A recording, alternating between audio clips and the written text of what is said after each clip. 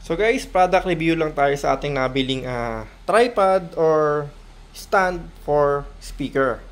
So ito po yung actually guys, mag-iisang linggo na natin na hindi bali nakasalpak yung ating speaker, mag-iisang linggo na siya nakaganyan. If I'm not mistaken, nung bot natin tama ba nabili, no? So far, budget meal. Yes, budget meal na side stand tuloy. Sorry. Speaker stand na speaker, tripod speaker na stand is okay naman kasi yun nga lang para sa akin siguro pambahay na lang siya, no? Hindi siya pwedeng pang commercial para sa akin kasi medyo manipis lang siya, no? Although magaan, tama naman kasi magaan siya, manipis. And then yung ating goma dito kasi, yan yung ating goma. Yung goma niya medyo manipis lang din yan, yung rubber niya para sa footings niyan.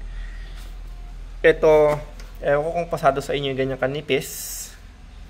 Yung paint niya, yes, wag na talaga nagagasgas. Feeling ko magagasgas ito pag katagalan. So, ganito lang siya kababa, no? Pero naitataas pa naman to. Katulad din sa mga ibang stand or speaker stand, no? Tripod.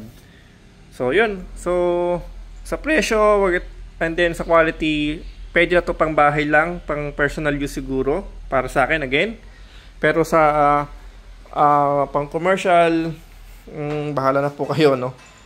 Pero yan, yun nga lang guys, ito medyo manipis. Sana medyo makapal yung ganitong goma, no? Kasi, yan din na magdadala ng buhay nung ating stand, pinakapaan niya. So, dalawa nga pala guys, dalawa siya. So, concert yung gamit nating speaker. So, yun lang muna for now ang ating review dito.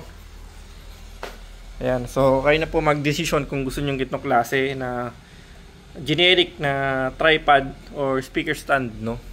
Ayan. Ayun, may kasama siyang guys na plastic para sa ibang speaker na walang butas. Ito kasi meron talaga siyang dedicated na butas, nakitang-kita naman. So, yun lang guys, and thank you for watching po again.